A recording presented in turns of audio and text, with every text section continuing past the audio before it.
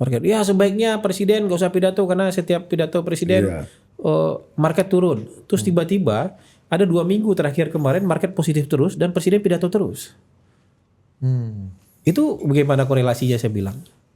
Wah itu kan murni kinerja ekonomi kayaknya bang. Lah kalau misalnya ini naik dan stabil dan presiden pidato terus, murni kerja ekonomi dan ini di market, kenapa pas turun kalian hubungkan dengan pidato presiden? Presiden tidak sedang melabel wartawan sebagai londo irang.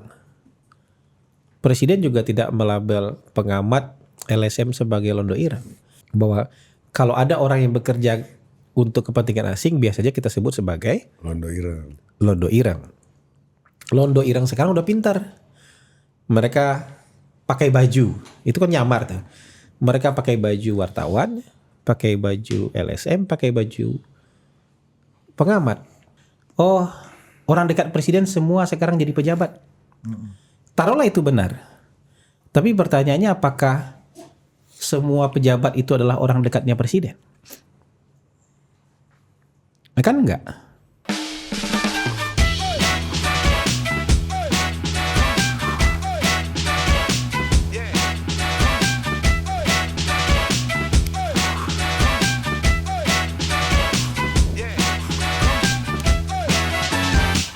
Oke, kembali lagi di Total Politik dan kita sudah bersama penasehat khusus Presiden bidang komunikasi.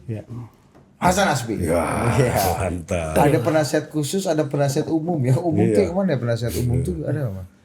Gak bisa dijawab bang. Kalau penasihat khusus berarti udah ngambil spesialis. Iya. Kalau umum baru SPK ini kan bang. Iya.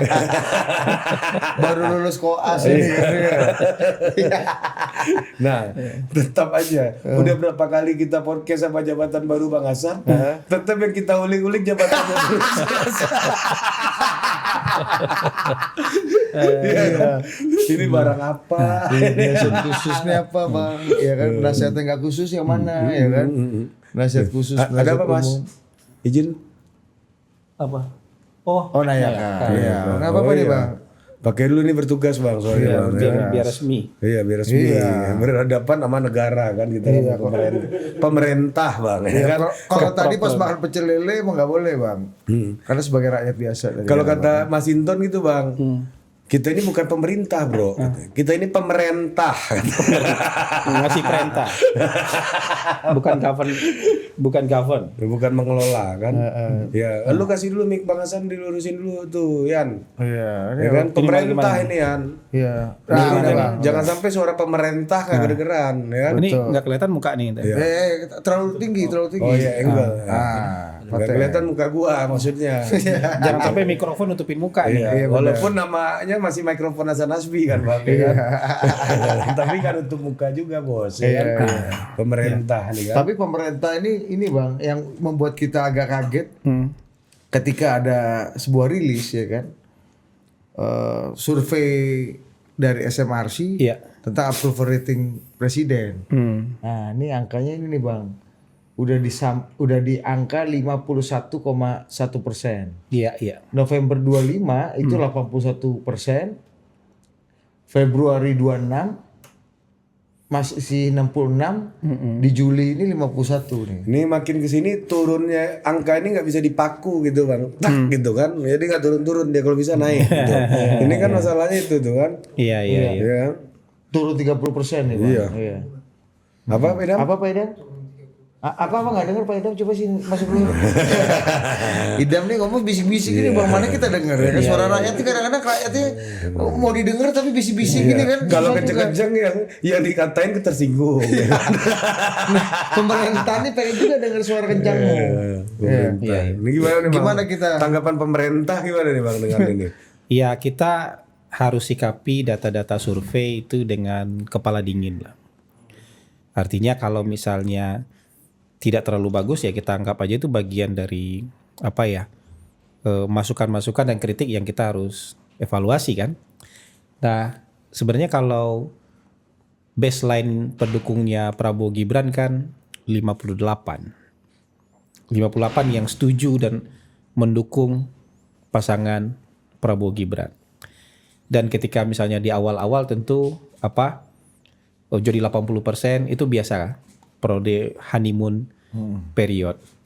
Nah, dalam keberlanjutannya sejarahnya approval rating itu turun naik lah.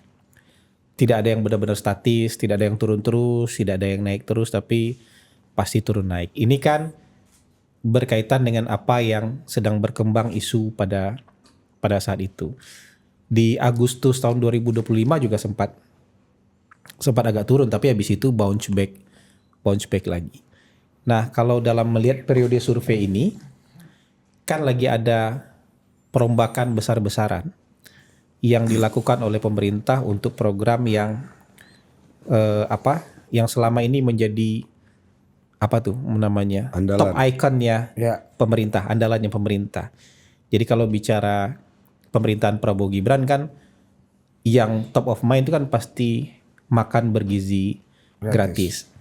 Nah, selama ini kan ada kontroversi pro kontra dari sebagian masyarakat kan ada. Dan ketika periode survei ini lagi sedang dalam perombakan besar-besaran. Jadi mungkin ini yang menyebabkan masyarakat juga wait and see lah. Nanti kalau misalnya dengan kepemimpinan yang baru ini, dan saya yakin dengan kepemimpinan yang baru ini, di bawah kepemimpinan Mas Sudaryono, dan ini bisa berjalan jauh lebih baik, ini akan bounce back. Ini kuncinya Mas Sudar nih sekarang. Karena kita harus jujur, dari sekian banyak program kan banyak sebenarnya. Program prioritas itu kan banyak. Ada program sekolah rakyat, ada program sekolah Garuda, ada program koperasi desa, kampung nelayan dan segala macam. Tapi yang tiap hari dirasakan pelayanannya oleh masyarakat ini, yang jumlahnya sangat massal ini. Dan kita itu terbiasa sekarang, saya nggak tahu penyebabnya apa. Nanti rootnya kita harus cari sama-sama. Sekarang banyak di antara kita yang lebih percaya sama pengalaman orang daripada pengalaman sendiri. Saya kasih contoh.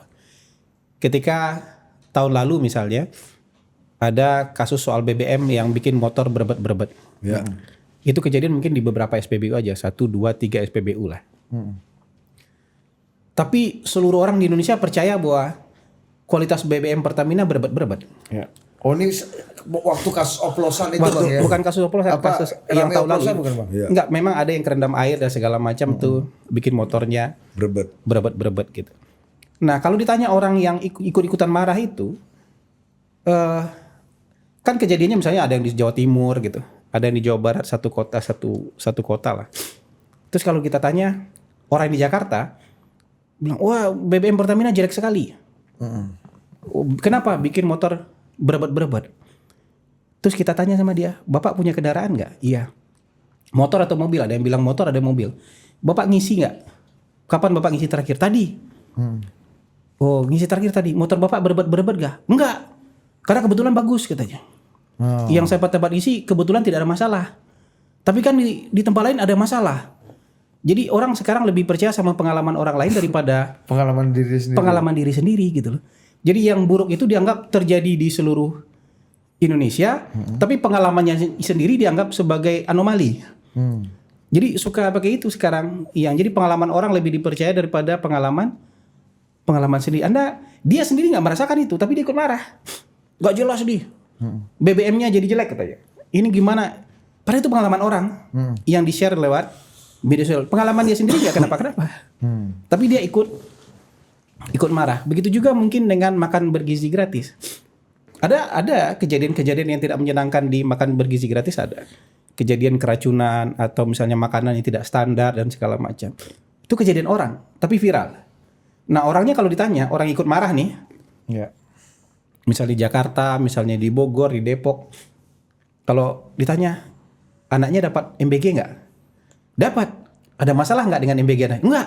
Tapi kan kebetulan di tempat anak saya benar. Cuman di seluruh Indonesia kayaknya lebih banyak yang nggak benar daripada yang benar. Kira-kira kayak gitu. Sama juga misalnya dengan KDMP. KDMP kan yang populer tuh yang ada di puncak gunung, Di hutan. yang ada di depan kuburan gitu, yang ada di depan jurang misalnya gitu. Kita akui ada video yang seperti itu. Tapi di antara sekian belas ribu yang sudah dibangun misalnya, kan banyak yang sekali yang proper. Dari depan mata orang-orang kalau kita keliling sekarang sebagian besar kan pernah nggak ketemu yang di pinggir jurang, pernah ketemu nggak? Tapi ketemu di tempat proper kan sering. Tapi orang lebih percaya dengan pengalaman orang lain yang ada di video itu bilang, wah ini KDMP-nya ada di atas awan gitu. Sementara di depan mata dia ada KDMP yang proper bangunannya, memang belum beroperasi tapi proper. Iya. Jadi dia lebih percaya bahwa pengalaman dia itu adalah anomalinya. Pengalaman orang lain adalah Iya. yang umumnya gitu. Kenapa bisa ada fenomena kayak gitu dan banyak bang? Ya. Apakah karena ini persoalan balik kalau Ari pernah bilang ini masalah apa trust ini, kepercayaan dan kenyamanan gitu? Apa Iya. jangan-jangan itu yang udah Kan hilang memang sehingga merembet kemana-mana? Saya nggak tahu rootnya apa, tapi kan harus diakui bahwa selama ini berita yang tidak baik itu lebih gampang dimakan dan ditelan. Seolah-olah itu yang menjadi kebenaran. Berita baik yang di depan mata, jadi gini, kan memang sudah berubah sekarang. Itu yang disebut oleh Baudrillard sebagai, sudah pernah diramalkan oleh Baudrillard. Tahun 80-an tuh dia meramal, jadi kita akan transisi nih dari dunia nyata ke dunia tontonan. Ada suatu masa ketika nanti sudah bertukar aja, udah kabur batas mana dunia nyata dengan dunia Hyper reality. tontonan. Hiperrealitas itu kan dunia tontonan. Nah, dengan dunia tontonan simulakra. Tapi ada satu titik nanti orang akan lebih percaya dunia tontonan daripada dunia nyata. Itu yang disebut dengan hiperrealitas. Nah, sekarang itu kita sudah mulai masuk di fase itu. Makanya orang lebih percaya tontonan daripada pengalaman sendiri. Itu yang disebut dengan step akhir hiperrealitas itu. Jadi yang dia ditonton itu pengalaman orang lain dia percaya. Yang pengalamannya dia sendiri akhirnya dia tidak percaya. Jadi yang udah tertukar mana dunia nyata dengan dunia tontonan, dan bahkan mungkin sampai di titik yang ekstrim eksistensi itu tidak lagi di dunia nyata, tapi di dunia tontonan. Makanya kalau ada kecelakaan di jalan, lebih banyak orang yang mengaktifkan HP daripada menyodorkan tangan untuk membantu korban kecelakaan. Karena eksistensinya adalah di dunia tontonan, bukan di dunia nyata. Dunia nyata kan eksistensi kita nolong orang kecelakaan. Iya. Tapi eksistensi kita udah berubah nih jadi di dunia tontonan. Makanya yang naik tuh HP. Buat videokan kecelakaan seolah kita sudah berjasa, kita sudah berniat baik mengabarkan sebuah kecelakaan. Itu juga yang menyebabkan misalnya kalau lebaran kita lebih sering bermaaf-maafan dengan orang yang ada di kontak HP kita daripada orang yang sehari-hari kita kenal di dunia nyata. Orang yang selama ini mungkin setahun nggak pernah ketemu, nggak ada bikin salah, kita juga nggak bikin salah, kita rajin banget maaf-maafan sama dia. Karena itu bagian dari eksistensi sekarang. Yang kita nggak bayar utang malah nggak minta maaf. Iya, kita belum bayar utang atau apa segala macam, kita nggak minta maaf sama Itu bener banget tuh ya. sama orangnya. Biasanya Jadi yang utang lebih galak pula bang kan. jadi Kadang-kadang suka bilang apa salahnya ya? ini agak mengkhawatirkan kalau kita sudah sampai pada tahap hiperrealitas itu, ya sudah tertukar sama sekali. Angka 51 ini bagian dari hiperrealitas itu. Saya belum sampai pada kesimpulan itu, tapi saya juga pengalaman turun ke lapangan sering bertanya itu. Ketika mereka punya pandangan jelek terhadap pemerintah, referensinya tontonan di media sosial. Tapi ketika ditanya pengalaman real dia tidak menunjukkan yang itu. Tapi ketika ditanya mana yang lebih dia percaya, dunia tontonan lebih dia percaya. Kasus yang soal BBM tadi sama soal MBG misalnya. Jadi mereka lebih percaya sama dengan KDMP. Dia lebih percaya KDMP ada di atas awan tuh di seluruh Indonesia dibandingkan yang dia lihat di depan mata dia yang posisinya proper. Sama kayak gue waktu itu dia ngadu ke Bang Hasan soal pandangan istri gue soal pemerintahan Prabowo gitu. Pak Prabowo sampai istri gue agak menangis gitu kan. Bang Hasan pertanyaannya, emang kebijakan Pak Prabowo apa yang merugikan istrinya Ari? Iya. Bingung juga lu dia sejenak juga kan. Ada gaji yang hilang atau pekerjaan yang hilang atau apa? Iya, Enggak, kan ini gua pernah melihat nanya itu. realitas sekitar bang. Iya. Ya, kan? Ya, hipotesisnya ya ini salah satu ya. Salah Saya satunya, tidak menjudge hasil survei, kan bisa jadi hal-hal yang lain. Tapi kan saya juga beberapa kali bilang dalam sebuah tayangan, orang yang marah-marah gitu, tetangga sekitar saya yang marah-marah, tetangga tempat tinggal kita yang marah-marah, situasi ekonomi jelek, pemerintah jelek, Di grup RT Bang Hasan iya. ini kan. Terus dia renovasi rumah. Maksudnya rumahnya besar itu, ini tiba-tiba dia renovasi rumah, kan berarti ada pemasukan dan ekonomi nggak jelek. Orang ekonomi jelek nggak akan sempat renovasi rumah karena biayanya mahal. Atau ada yang bilang, wah ini nggak ada pekerjaan sekarang, sulit dan segala macam, posting-posting yang kayak gitu di grup WA, tapi dia nambah kendaraan, nambah mobil. Itu kan artinya sebenarnya dia sendiri mengalami kehidupan tidak baik, tapi karena tayangan media sosial ngerasa iya emang nggak bagus kondisi kita, susah kita ini. Atau ada orang yang kena layoff nih dari pekerjaan, terus tiba-tiba posting seolah jadi korban PHK massal gitu. Padahal mungkin karena proses bisnis di perusahaan dia memang nggak bagus gitu. Kan ada juga perusahaan-perusahaan teman-teman kita yang di media juga layoff, terus tiba-tiba nyalahin pemerintah nggak sanggup, mana 19 juta lapangan kerjanya. Saya udah sekian lama kerja malah kena layoff. Padahal itu kan proses bisnis di perusahaan dia yang mungkin tidak berjalan dengan baik. Jadi seolah-olah semua yang paling gampang adalah disalahkan dengan pemerintah. Nah, kondisi opini seperti ini kan memang harus diobati. Kita harus kembali ke dunia nyata supaya kita bisa lebih jernih dan lebih jujur dalam menilai situasi. Tapi ini bukan pembelaan ya. Saya yakin kemarin itu ketika tensi evaluasi yang tinggi dalam soal MBG, Terutama itu Bang ya. iya, itu nanti kalau sudah diperbaiki, kalau misalnya dengan kepemimpinan baru yang menurut saya sangat taktis sekarang, dalam beberapa hari sudah membuat perbaikan yang sangat banyak dan sangat wise, bijaksana, sebisa mungkin win-win solution, win buat negara tapi win juga buat masyarakat, win juga buat mitra. Ini kalau manfaatnya nanti benar-benar dirasakan, nggak ada lagi misalnya, atau bisa sedikit sekali soal malpraktik dalam soal MBG, ini bisa bounce back. Karena wajah pemerintah hari ini di soal MBG. Ya. Nah, gitu. Terkait dengan Mas Sudaryono diangkat menjadi kepala BGN, Bang. Ini ada kritik misalnya, ini kan orang dekat presiden lagi, polanya sama yang sebelum-sebelumnya. Tapi maksud saya kita udah sama satu frekuensi lah.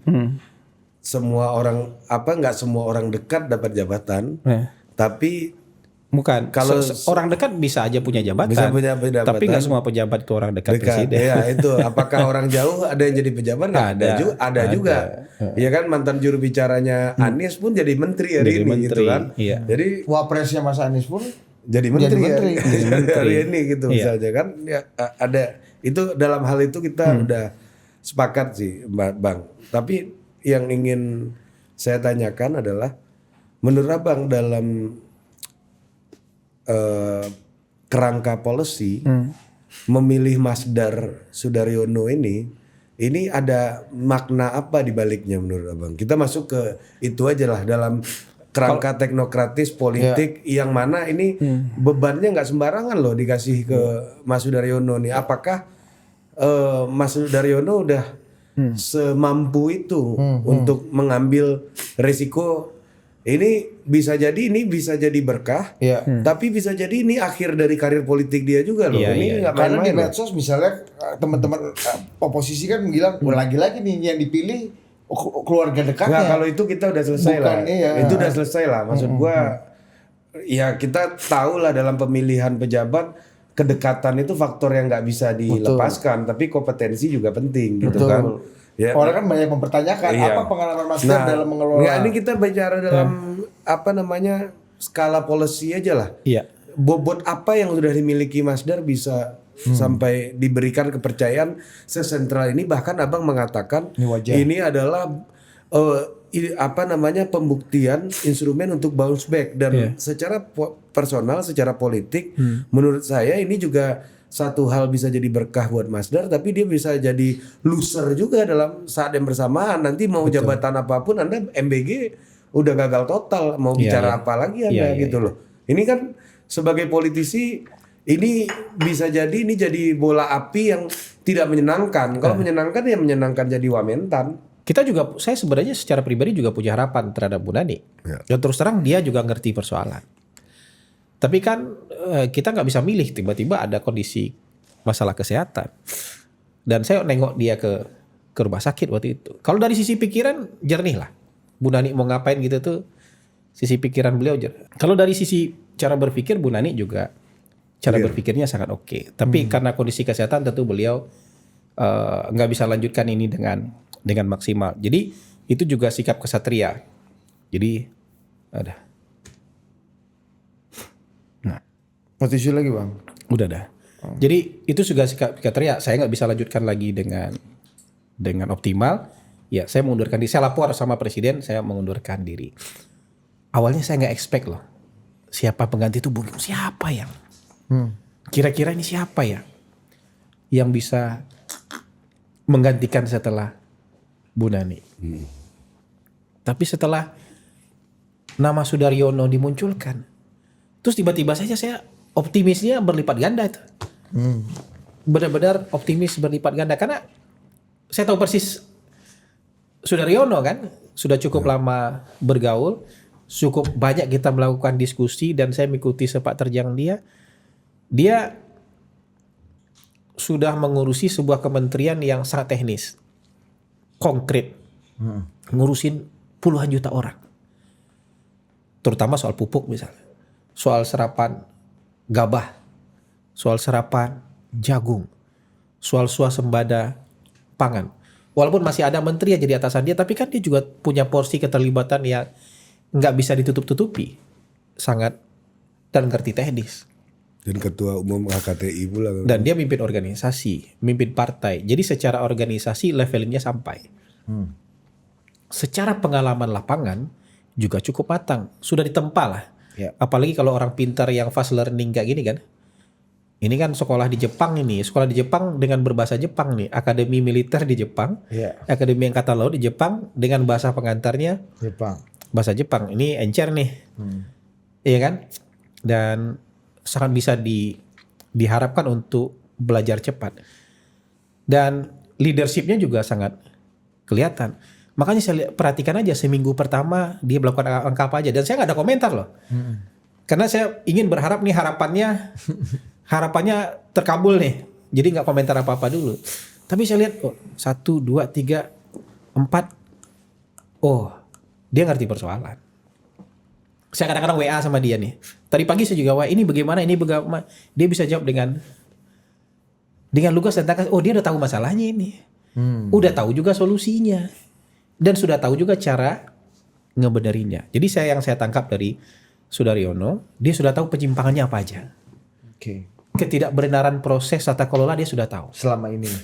Dan dia tahu ada juga masalah SDM yang sudah melenceng-melenceng ini. Jadi di layoff aja sama dia, mau ratusan orang dia. Kan gak gampang melayoff ratusan orang. Dia langsung di layoff ratusan orang. Nah ini kelihatan nih leadershipnya. Keberanian juga lihat. Walaupun kayak kita bilang, ini gambling nih risikonya, benar.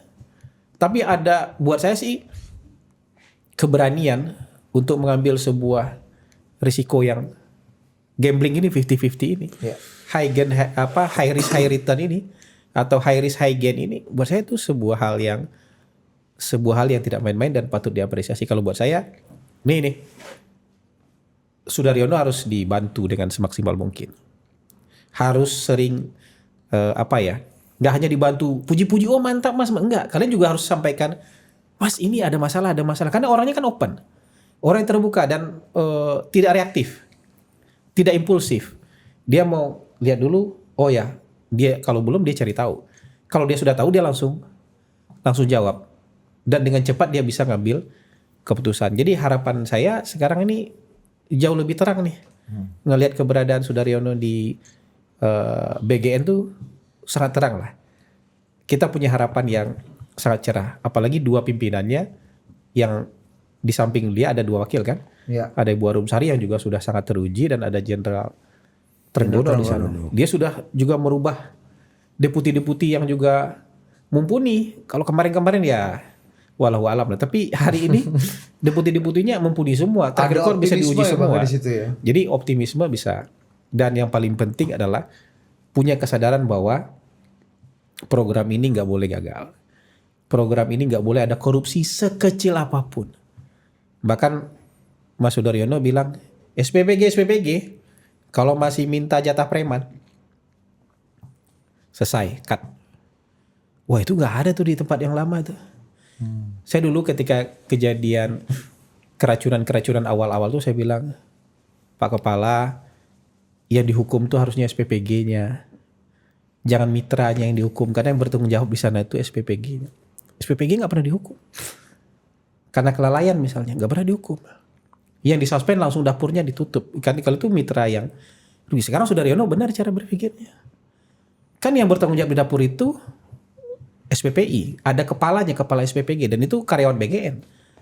Jadi kalau misalnya nggak benar dapurnya, karyawan BGN yang mengepalai dapur ini yang harus diberi peringatan. Nggak harus langsung copot, tapi yang harus diberi.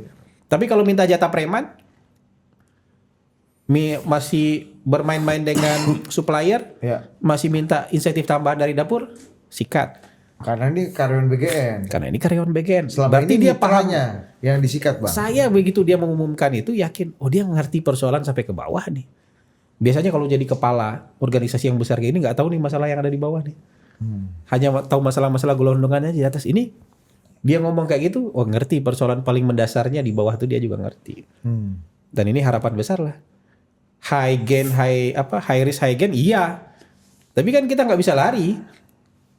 Dan ini salah satu wajah utama dari pemerintahan Presiden Prabowo kan nggak bisa dihindari, harus dibenerin, gitu. Dan menurut saya sekarang, saya terus terang nggak pikir sebelumnya, tapi begitu disodorkan nama ini, wah ini top pilihan, top lega, dan kita ngucapin selamatnya itu ikhlas gitu, selamat menempuh, selamat mengemban amanah. Iya. Amanah Berarti ini. banyak juga yang abang gak ikhlas nyelamatin orang semua ini.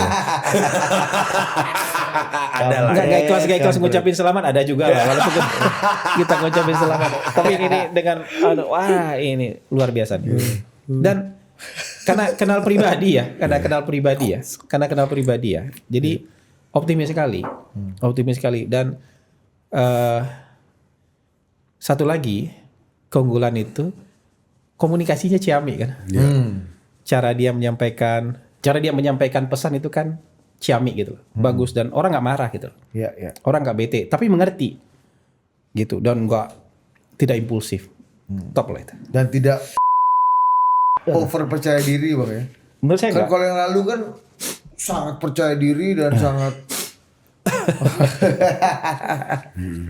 Ya gitulah. Saya lihat figur yang sangat berbeda, dan saya yakin pelan-pelan masyarakat akan melihat bahwa, tentu kita juga harus doakan, melihat bahwa transisi kepemimpinan BGN kali ini di bawah kepemimpinan Sudaryono itu transisi yang terang benderang ke arah perbaikan. Jadi nanti masyarakat bisa lihat nih, kalau masyarakat bisa lihat perbaikan dari MBG aja, insya Allah tuh bounce back itu. Tingkat kepercayaan masyarakat terhadap pemerintah itu akan bounce back. Berarti abang lagi ini juga nih bang, menambahkan beban ke Sudaryono. Ya tapi nggak saya sebutkan pun sudah ada inherent dalam jabatan itu, beban itu kan. dia menyelamatkan wajah dia orang yang menyelamatkan wajah utamanya presiden ini, Bang. Harapan. Walaupun ini kan lintas stakeholder juga, lintas kementerian dan lembaga juga, tapi kan leadership di BGN-nya juga sangat penting. Bang, di satu sisi kita tahu lah ada optimisme dan harapan lah dengan kepala BGN yang baru ya. Minimal orang ini mengerti 100% isi kepalanya Pak Presiden. Prabowo gitu kan. Kalau kata Mas Sudaryono, kalau Pak Prabowo itu kiai besar nih, aku nih gusnya lah gitu. Jadi udah ngerti. Dan di satu sisi lain komunikasinya ciamik. Bagaimana ke publik dan juga bagaimana ke lintas stakeholder yang mungkin selama ini kita lihat ini menjadi banyak problematik itu Bang di dalam. Saya kan maksudnya walaupun saya bilang tadi sudah lumayan lama kenal dengan Sudaryono, tapi kan hitungan tahunnya mungkin ya 2 tahun inilah. Tapi dalam kesempatan 2 tahun itu, dari awal ketemu, saya ketemu pertama kali itu di Jogja. Dalam acara nikahan. Tapi pas ketemu pertama udah langsung rasa dekat. Itu artinya orangnya open kan. Ya. Jadi ketika langsung akrab. Ya. Langsung akrab, dan dia berapa kali kalau minta saya ngisi acara organisasi dia, saya hampir gak pernah nolak, karena ini kerja konkret gitu loh. Iya, Kerja konkret, ngurus arus bawahnya konkret, mengkader orangnya konkret, Ketua partai di daerah bang. ketua partai di daerah mengerti ini presiden. Jadi salah satu iya ini kan anak terbaik, salah satu lah anak terbaik presiden yang dikasih amanah untuk ini. Ya, dan dalam satu momen belum lama lah, sebulan atau 2 bulan lalu ya, Mas Sudaryono mengunjungi presiden ke-7 bang. Di saat mungkin banyak orang-orang yang Iya. Luas fleksibel. berpikir 1-2 kali lah untuk Coba melakukan hal yang cerita sama. dulu dong review pertemuan Lu lah. yang boleh diceritakan. Itu bingung tuh yang boleh diceritakan ya Mak. Coba lu. Tapi gini Tapi Bang. kan kalian waktu itu WA saya kan? Iya. Bang, kita mau ke Solo Iya. bersama Mas Dar. Mas Sudar. Saya bilang, wah paten, top. Saya bilang gitu. Wah, sampaikan salam hormat, top paten. Saya bilang. Diminta Mas Dar mau menghadap ke tembok ratapan. Iya. Dia bilang top paten.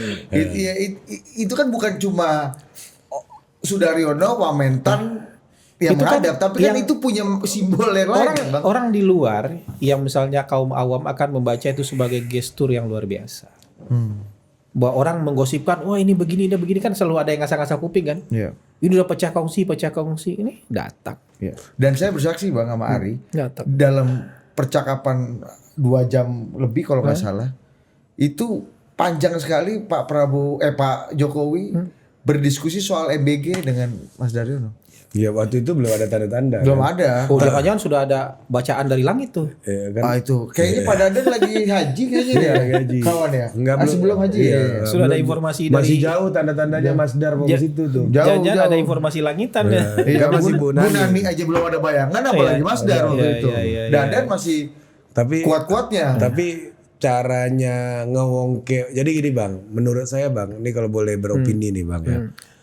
Salah satu masalah di pemerintahan Pak Prabowo yang bagi saya agak kritikal adalah nuansa kulturalnya kurang kental. Maksudnya gimana tuh? Nuansa Rileksnya. relaxing terus berkomunikasinya kan perang pikir terus seperti yang sering saya bilang gitu. Dan formal kali, Ri. Karena Pak Prabowo hobinya adalah adu gagasan, Iya. adu pikiran gitu. Jadi mana dadamu ini dadaku gitulah. Tapi di level perang pikir gitu. Model komunikasi heart to heart-nya ini kurang muncul di ruang publik. Mungkin Pak Prabowo orangnya sangat hangat secara personal.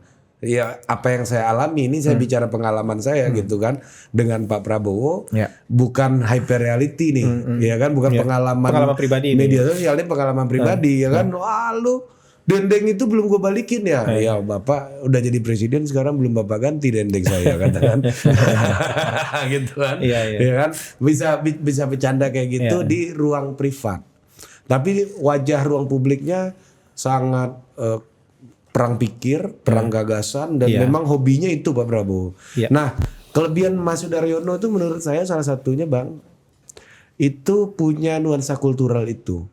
Punya pendekatan kultural yang sangat personal kepada orang lain, kepada publik. Ini saya mau menceritakan awal kedatangan Mas Dar waktu ketemu sama Pak Jokowi. Mas Dar bukanya kayak begini. Terima kasih Pak Presiden Jokowi sudah menerima kami. Saya bersama jajaran pengurus Gerindra Pak baru.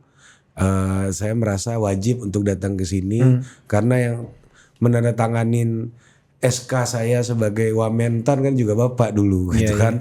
Jadi bagaimanapun ya perjalanan politik saya Bapak memberikan kesempatan lah untuk saya untuk sampai ke hari ini. Nah, jadi Pak, saya datang ke sini Pak. Saya lapor Pak Prabowo. Pak, mohon izin Pak, saya ada acara di Solo sama Total Politik. Ya kan? Nah, saya mau menghadap Pak Jokowi Pak. Gitu kan? Saya mau minta pandangan-pandangan beliau, kata Mas Dar kan. Wah, terus Pak Prabowo jawab, Dar, ini bukan inisiatifmu, saya yang perintahkan. Jadi saya datang ke sini karena perintah Pak Presiden Pak Jokowi. Paten, jago. Gitu, Pak. Ini nama timnya nih Bang. Jago. Itu nempel di kepala saya sampai hari ini loh. Wah itu level tinggi tuh. Jadi saya datang bukan karena inisiatif saya akhirnya. Saya datang atas perintah Presiden Jago. untuk menghadap Presiden Jokowi. Iya. Nah, yang kayak gitu-gitu yang mungkin banyak dilupakan dalam politik kita. Tapi Sudaryono juga pernah bilang kayak gini, ajarannya Pak Prabowo tuh lebih baik kita kalau dalam bertamu atau menyambut tamu, lebih baik kita berpenampilan lebih Overdress daripada never wrong. berpenampilan. Never wrong. Iya kan segitu Iya, dulu itu dari Pak Sumitro. Iya. Kayak termasuk juga dalam berbahasa dan sopan santun kan lebih baik kita agak berlebih dikit daripada kurang kan. Benar kan? Iya. Kan nggak merugikan juga. Betul. Dan itu juga bisa menghangatkan hubungan-hubungan kan. Iya. Nggak keluar modal apa-apa. Nggak keluar kan? modal. Makanya saya lihat kemarin ketika dia kan ada demonstran yang marah-marah di lobi BGN. Kemudian dia bilang enggak, itu bukan musuh, itu teman. Ayo bawa ke ruangan dia. Diajak ngomong, ibu-ibu dari Papua tuh terharu nangis. Iya. Iya, kita cari. Aku bang. Iya. Terharu. Itu nangis beneran, bukan olah-olah, bukan olah-olah. Kalau Karena Fritz ada- Siregar terharu aku. itu olah-olah. Bahasanya kan. Olahan Fritz Siregar. Itu olah-olah. Kalau ini kan nangis betulan dan dia bisa nangkap itu gitu. Nangkap bahwa ada orang yang sudah 8 bulan belum beroperasi juga dapurnya, sementara cicilan dia ke bank sudah Yang sampai dipeluk itu Bang. sampai dipeluk. Buat saya unsur kemanusiaan. Jadi Iya, iya. oke lah Pak Prabowo tipikalnya perang pikir. Iya. Tapi ada orang seperti Sudaryono yang tidak hanya perang pikir tapi juga bisa menyentuh sisi kultural tadi, sisi kultural dan sisi emosional itu dengan apa ya?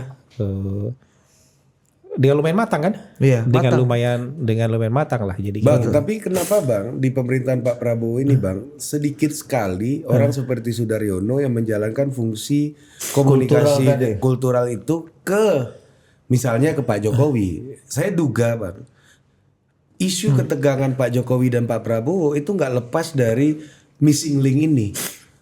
Ya mana? Ya, tapi saya kan sudah buktikan apa sih gitu ininya. Saya selama di luar pemerintahan juga bolak-balik aja ke Solo. Bolak-balik ke Solo tapi juga Abang masih pembantu presiden kan? enggak, waktu itu kan sudah bukan ini sudah off, saya bolak-balik aja ke Solo. Tapi sama Pak Prabowo kan juga nggak ada pikiran yang aneh-aneh dan curiga-curiga kan juga nggak ada. Lalu diajak lagi masuk ke dalam kok. Jadi kadang-kadang kita mungkin overthinking nih terhadap misalnya bisikan-bisikan yang suka mengasah kuping ini. Saya kan sering banyak sekali tamu yang tanya gimana bang hubungan antara beliau berdua. Saya bilang sejauh yang saya tahu nggak ada masalah. Tapi kalian jangan beranggap misalnya gini. Apakah misalnya di antara sekutu-sekutu koalisi ini 100% sia kata? Pasti enggak. Ya pasti ada yang beda-bedanya lah. Iya. Dalam urusan apa nanti berbeda, dalam urusan ini sama. Dan itu biasa aja tuh. Dan saya berasa, misalnya Pansus Senturi itu ya dulu yang menggolkan tuh Golkar sama Iya. PKS sama Misalnya- partai-partai koalisi. misalnya dalam 10 hal 8 sama 2 berbeda. Yang kita hitung kan 8 yang samanya. Bukan kita besar-besarkan 2 hal yang jadi perbedaan. Oh udah mulai berbeda nih kawan loh. Kenapa kita nggak boleh berbeda? Tapi coba lihat persamaannya lebih banyak daripada perbedaannya apa enggak. Makanya saya berapa kali bilang sama teman-teman, saya yakin sampai hari ini. Saya bilang sampai hari ini. Walau besok-besok kan kita nggak bisa jadi peramal. Tapi minimal sampai hari ini, hal-hal yang bisa mempersatukan mereka jauh lebih banyak daripada hal-hal yang bisa memisahkan mereka. Saya bilang kayak gitu. Dan gestur Mas Sudaryono itu bisa membantu mewujudkan Ya, abis itu kan ada Mas tali Didi. silaturahim yang mungkin menegang ini dianggap Menurut saya orang Mas Didit menegang juga ini. punya sentuhan-sentuhan kultural yang luar biasa. Kita ada melihat Mas Didit kalau silaturahmi Oh itu. iya Mas Didi juga datang Kita- ya. kita Kan ada juga melihat. pas kita di Mangkunegaran kan besoknya Oh iya, Mas Didi. betul, Kan? betul. Mas Habis Didit. satu syuruh kita. Mas Didit menurut saya juga punya apa ya sentuhan-sentuhan emosional kultural yang Iya. dalam politik itu enak itu dilihat gitu, Iya. menyejukkan buat dilihat. Ya dan Mas Daryono bukan hanya sentuhan kulturalnya, diskusi teknokratiknya pun dijalani gitu. Ya kalau teknokratik semuanya banyak yang jago di situ. Iya. Maksudnya Enggak, maksud saya diskusi ini kan saya banyak yakin yang sebenarnya senang, banyak gitu. mungkin penugasannya atau misalnya belum di apa ya diekspos secara ini apa secara maksimal. Saya yakin lah di antara kabinet-kabinet dan orang-orang yang bersama presiden itu sebenarnya banyak yang punya apa Skill. sentuhan-sentuhan kultural kayak gitu tuh banyak. Cuman kan mungkin saja ada yang memang tidak terekspos. Atau takut. saya rasa nggak takut lah. Enggak. Maksud sih? Belum terekspos aja atau belum ditugaskan untuk itu. Tapi Bang, saya mau balik ke akar lagi pertanyaannya Bang. Saya WA Bang mau bertemu sama Demokrat apa nih Bang, Mas Sudaryono. Wah hebat, sampaikan salam hormat saya. Iya. Itu respon Abang kira-kira Iya. gitu kan? Ada lagi kalimat tambahannya sebenarnya. Bang. Bang Hasan kalau nggak salah Mas Dari akan orang yang bertahan di kalau ada Ada badai politik. badai politik gitu. Kalau nggak salah gitu lah ya gesturnya nggak sih Bang? Iya kan? Gue nggak tahu itu boleh dibuka Iya, apa kan? nggak Tapi nggak apa-apa lah. Itu Kan kata Bang Hasan. hal baik kan Hal boleh baik. dibicarakan. Pujian. Nah, pertanyaannya Bang, kenapa Abang sampai wow hebat sekali? Iya, harusnya Nggak, itu kan biasa sebenarnya- aja. Enggak, itu Kalau bukan Bang, kalau ketemu Ibu itu kan Mega, bahasa baru tulisan. mungkin, Itu kan bahasa tulisan, kalian menyangkanya wow hebat sekali. Bahasa tulisan. Untuk Ari nggak jawab terharu aku Bang. Itu Pak Fritz, Bos. Itu kan bahasa tulisan. Tapi enggak, menurut saya itu tuh memberikan gestur yang luar biasa ke publik. Dan banyak orang mungkin nggak mau ngambil risiko itu. Artinya spesial dong Bang. Maksudku langkah kunjungan itu bukan gestur biasa dong. Ya tapi mungkin ada faktor-faktor pendukungnya, misalnya gini. Ada faktor yang memudahkan itu, misalnya Mas Dar itu ketua Gerindra Jawa Tengah. Ada konteks ya. Ada konteks. Iya. Dan Ini pernah wilayah. mencoba untuk jadi calon gubernur Jawa Tengah. Jadi keliling-keliling. Iya. Tahu jaringan, koneksinya udah cukup luas di Ya. mana-mana, dan mungkin ada irisan dengan orang-orangnya Pak Jokowi. Jadi sehingga hubungannya jadi lebih mudah untuk bisa disambung kembali gitu. Iya, ada konteksnya ya. Ada Terus Pak, konteksnya. ya Mas Dar katakan yang melantik saya jadi wakil menteri itu yang teken Iya. Presiden Jokowi. Gitu. Meskipun kata Baju ya itu kan saya yang nyuruh Pak Prabowo. Iya apapun itulah. Jago, Tapi kan Bang, kita ngelihat, silatnya, Bang. tapi kan kita ngelihat bahwa dengan gestur-gestur seperti itu kita ngelihat politik jadi cair. Ya. Hubungan-hubungan tuh jadi cair. Dan di Indonesia jangan-jangan menyelesaikan problem-problem yang pelik itu bisa dengan cara-cara begini nih Bang ya. Sebagian besar. Jangan kan cuma di Indonesia. Negosiasi antar negara itu lebih sering selesai di meja makan daripada di meja perundingan ya. Sama kayak kita ngelihat tadi postingan satu Bang. Profesor Dasko berfoto dengan ketua PWI dan Hotman Paris Utapaya, ya kan? Barang ini nggak ke pengadilan, nggak kemana Bang, Iya, berakhir di meja prof. makan prof gitu ya. Ya itu banyak hal selesai di meja makan dan meja kopi-ngopi. Jauh lebih banyak hal selesai di balik itu daripada di meja perundingan. Meja perundingan itu kadang-kadang udah formalitas tuh. Iya, tekan-tekan lah. Iya, tekan-tekan lah. Sisanya kita kan sudah berunding dari hati ke hati di meja makan atau di meja ngopi gitu. Dan itu memang ya. Nah, kalau kita lihat kualifikasi itu, Bang, seperti apa BGN kedepannya dengan kualifikasi yang dimiliki Mas Dar yang tadi kita bahas, bahwa beliau ini menurut saya kalau teknokratik dan lain-lain itu banyak orang yang bisa lah. Ya. Ya kan? Ya maksudnya kalau kita bicara BGN ini kan ilmu logistik nih sebenarnya. Bagaimana mendistribusikan makanan, soal gizi, soal itu kan konten. Tugasnya BGN ini kan sebenarnya mendistribusikan logistik sampai ke meja anak-anak kita di sekolahnya. Yaitu logistiknya, kontennya apa? Makanan yang bergizi. Ya kan, tugas kepala BGN selain memastikan konten juga memastikan bahwa ini problem logistik. Nah, program kontennya ini udah banyak ahli-ahli gizinya lah ya kan. Nah, problem logistik ini yang butuh decision making yang lebih rigid sebenarnya gitu. Dan kekuatan ini apa Bang? Ya kita sama-sama sepakat kekuatan Mas Dar tadi gitu. Seperti apa BGN yang Abang bayangkan dengan Iya. Tadi kalian kan sudah bilang sebenarnya kalau secara teknis kan ini ilmu logistik. Iya. Tapi yang kemarin jadi cedera itu bukan karena sekedar nggak tahu caranya, Bu. Saya nggak yakin bukan nggak tahu caranya. Tapi moral standingnya yang sudah melenceng jauh dari apa yang diharapkan oleh presiden. Dan Mas Dar sekarang kan selain kemampuan teknis yang diharapkan untuk memperbaiki, tapi yang paling utama kan penjaga moralnya itu. Karena ini kan berkenaan dengan uang yang sangat besar. Ya. Kita kalau punya anggaran segitu bisa jadi tukang sulap paling hebat sedunia itu. Apa aja bisa jadi barang sulapan itu kalau punya anggaran sebesar itu. Nah kalau moralnya nggak bisa dijaga, moral itu bukan arti soal bermoral atau tidak, tapi kan pendirian moral bahwa program ini diperuntukkan seluas-luasnya buat anak-anak, ibu hamil, balita untuk memenuhi gizi mereka. Jadi kalau ada pelencengan yang melenceng-melenceng dari itu kan berarti standar moralnya sudah bergeser, dan tugas utama dia penjaga moral ini. Integritasnya. Dan nggak harus diajarin. Kenapa? Memang dia paling mengerti dan sangat mengerti apa yang menjadi pikiran dan cita-citanya presiden. Artinya gini loh. Jadi kalau ada misalnya sebuah keputusan strategis baru, sebenarnya bisa tanpa konfirmasi ke bapak misalnya. Walaupun mungkin secara secara ada di istiadat tetap harus lapor, tapi sebenarnya dia udah tahu nih kira-kira cara berpikir bapak akan seperti apa. Jadi dia sudah bisa memutuskan sebenarnya yang sesuai dengan kemauan presiden. Jadi ya kita tunggulah. Kalau saya sih pengen support ya. Karena kalau ini sukses, yang tadi itu angka-angka yang tadi kalian gitu tuh bisa bounce back. Akarnya di sinilah ya sumber jadi saya lihat angka-angkanya dari sini itu kan lihat sumber dukungan. Kalau nggak salah ya, sumber dukungan itu tetap MBG juga. Tapi sumber kontroversi MBG pula. Juga MBG. Jadi MBG adalah kunci. Ya, tapi ini abang ini memang saya makin terasa abang ini penasehat presiden. Apa? Terharu atau Udah enggak terasa, Bos. Jangan terharu terus. Ya kan? Ini abang udah filsuf nih kan.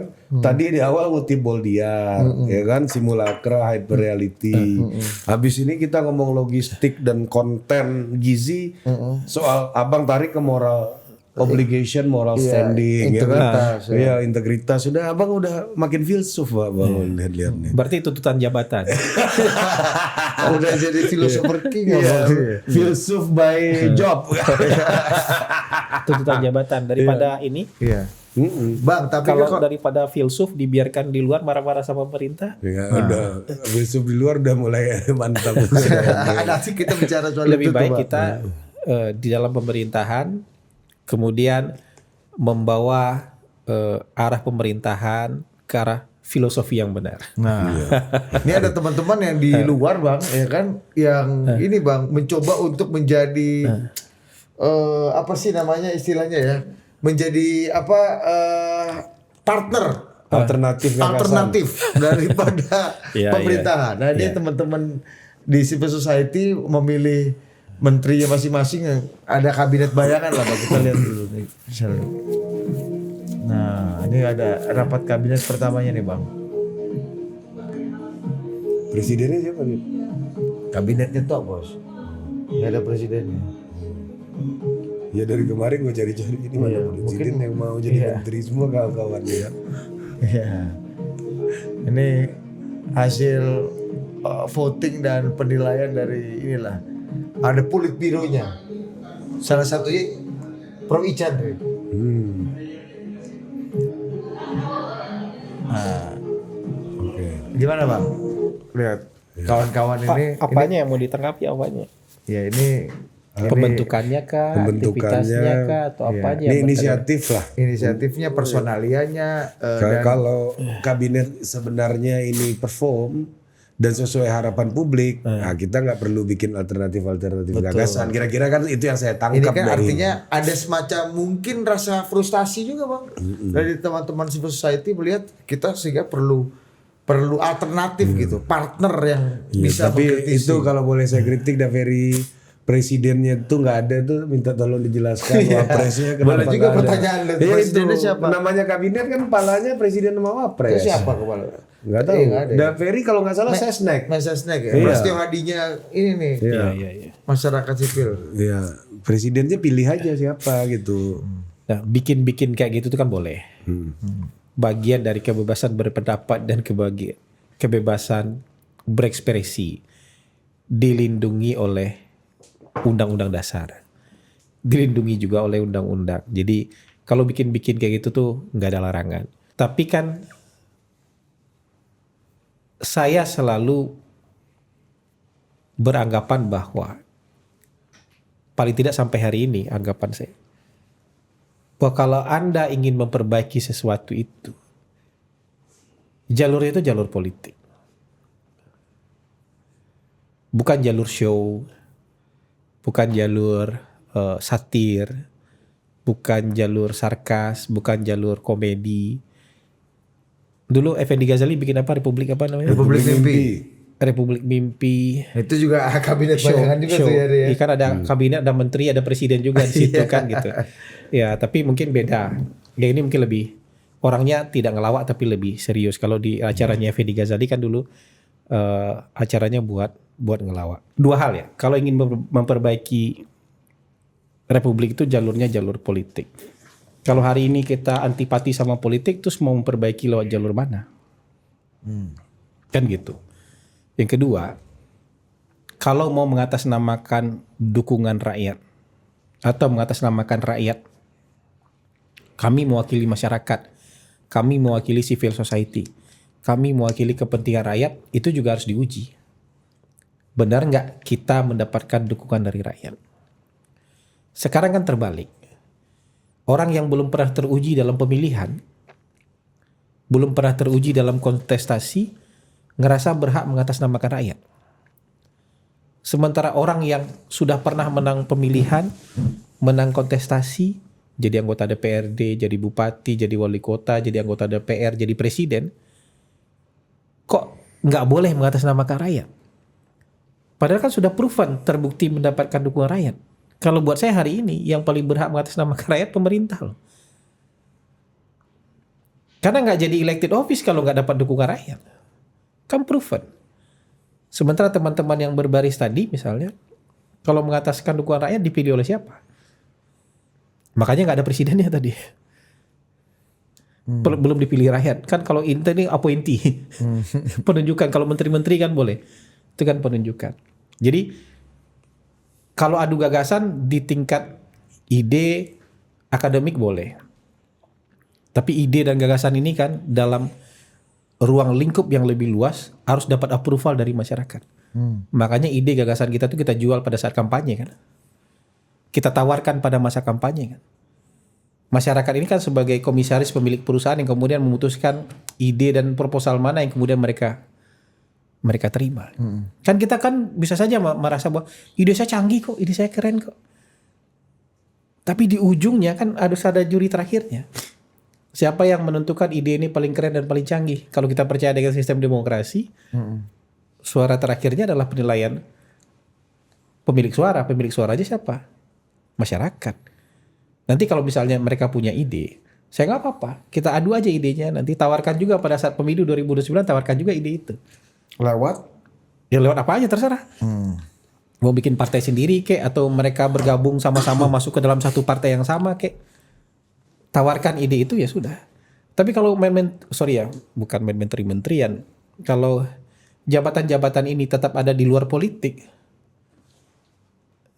ya menurut saya akan jadi show aja.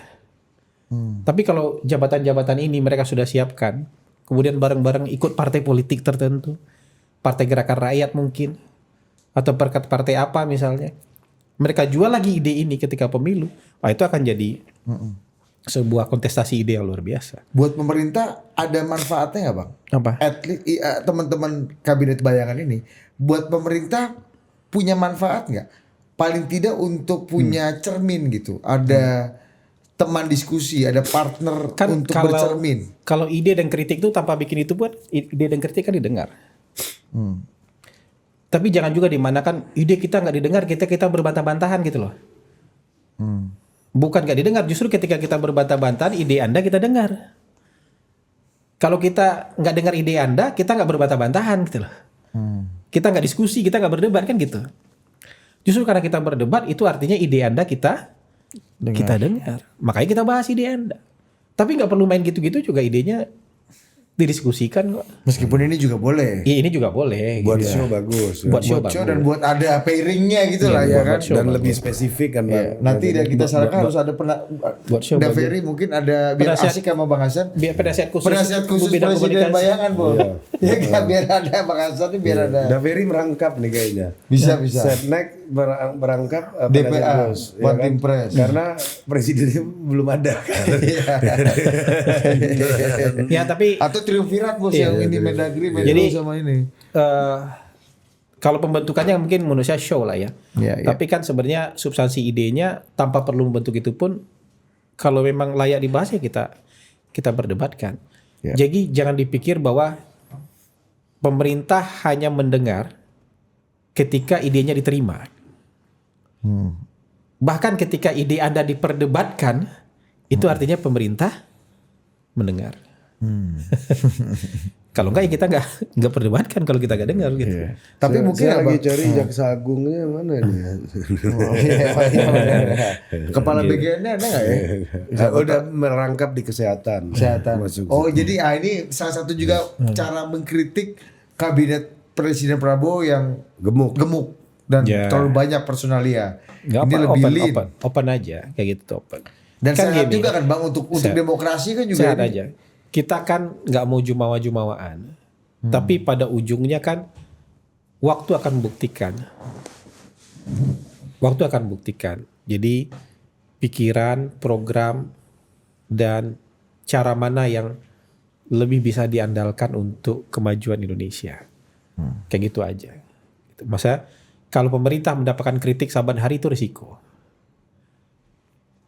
Bahkan lagi benar pun orang yang tidak suka pemerintah pasti akan melakukan kritik. Apalagi kalau ada hal-hal yang bermasalah.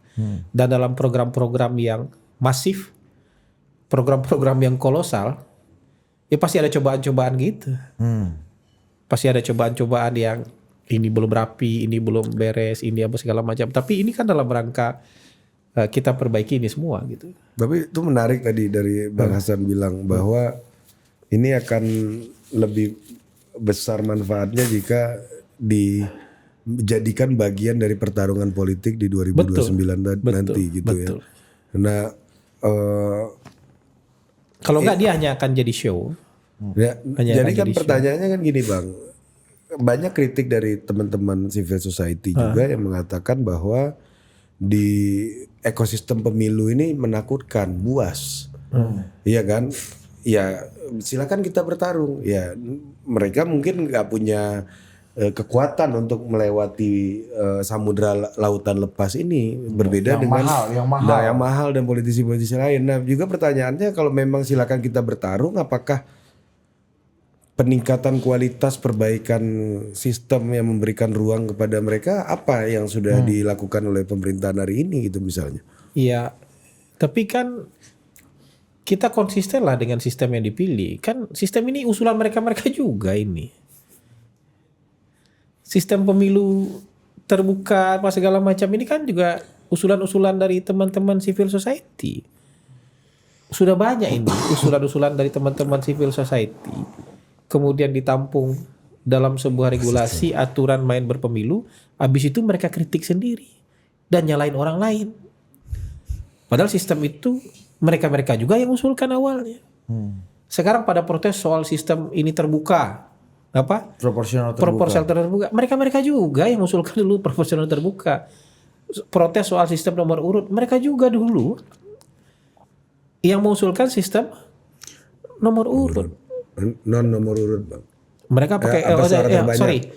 Sistem suara terbanyak. Mereka juga dulu yang mengusulkan sistem dengan suara terbanyak. Kan usulan teman-teman ini juga. Terus kalau misalnya kita harus demokrasi tiap sebentar ngomong demokrasi, tapi ketika disuruh terjun kompetisi dalam sistem demokrasi yang mereka yakini, terus dia bilang, ya kita nggak mampu lah ngelawan ini, ngelawan itu. Jadi mau sistem yang apa? Ada tiap sebentar bilang demokrasi dan ini sistem yang lagi kita pilih kayak gitu. Terus tiba-tiba ada bilang tapi sistemnya nggak mengakomodir kita. Jadi buat mereka yang demokratis itu kalau sistemnya mereka lolos jalan tol gitu terus jadi pejabat tanpa kompetisi, tanpa bersaing itu kan susah. Ya, bisa harus political appointee kan. Nah, atau kalau misalnya ada penyederhanaan, misalnya penyederhanaan pemilu, ya udah kita nggak usah ada pemilihan. Oke. Kepala daerah langsung. Iya. Supaya misalnya nggak main modal lagi apa ke perang uang dan segala macam, nggak suka juga. Kalau serba nggak ada yang mereka mau, terus yang mereka mau apa? Ini nggak bisa. mau salah. Ini nggak masalah. Terus yang mau apa? Kan hidup ini kita harus bikin pilihan dan mungkin nggak ada pilihan yang sempurna loh. Apa jaminannya demokrasi bisa mengakomodir kita? Ya usahalah. Maksudnya kan sistem ini Anda juga yang dukung. Iya. Anda teriak-teriak ini juga setiap saat. Kalau ada usaha untuk bikin ini lebih sederhana, dianggap itu pembungkaman terhadap demokrasi. Tiba-tiba ada judul titik nadir demokrasi. Kuofadis. Demokrasi di ujung di tepi jurang gitu-gitu. Tapi ketika misalnya dibuka seperti ini pun sistemnya tidak akomodatif buat kita. Mau sistemnya seperti apa? Kan demokrasi bukan sistem yang sempurna, cuma sistem yang kita pilih aja karena kita anggap sistem yang lebih baik di antara sistem-sistem yang buruk kan gitu. Mungkin ini cara mengisi kehidupan berdemokrasi sekarang nih Bang, dengan menjadi kalau ada ngisi suara kritis, nggak menjadi apa-apa. cerminan, dia kan menjadi Nggak oposan. Kalau Gini. itu udah selesai dia. Kalau itu Apalagi, ya kan? ngisi itu nggak apa-apa. Itu udah selesai. Ini masalah Cara. masuk ke dalam mempertarungkan Masuklah. dalam jalur politik. Jadi ini. gitu juga. Ya kan? Kalau kita masuk Kita udah sekali, maju nih, ya kan? kalau kita masuk sekali kalah itu biasa. Masuk 2 kali kalah pun juga nggak apa-apa. Pak Prabowo. Pak Prabowo berkali-kali loh, 20 tahun nunggunya itu. Iya. Iya kan 20 tahun nunggunya itu. Kalah berkali-kali, bangkit lagi, kalah itu demokratis benaran itu tuh. Nggak lewat jalur kudeta, nggak lewat jalur turunkan tengah jalan, kalah ikut lagi pemilu, kalah ikut lagi pemilu. Itu benaran demokrasi itu. Jadi kalau mau klaim-klaiman siapa yang paling taat dalam sistem demokrasi dan percaya sama demokrasi ya salah satunya Pak Prabowo. Teman-teman ini bicara demokrasi tapi nggak percaya sama sistem yang mereka omongin sendiri. Nggak berani masuk ke dalam sistem yang mereka omongin sendiri. Kalau kalah sekali bilang sistemnya jelek. Dikontrol oligarki gitu Dikontrol misalnya. ini, dikontrol itu segala macam. Abang mengakui nggak ada kontrol terhadap oligarki terhadap sistem pemilu kita, terhadap sistem politik kita? Gini, oligarki itu bagian dari masyarakat Indonesia nggak? Boleh ikut pemilu nggak? Boleh. Kecuali Anda mau bikin syarat oligarki dilarang ikut pemilu.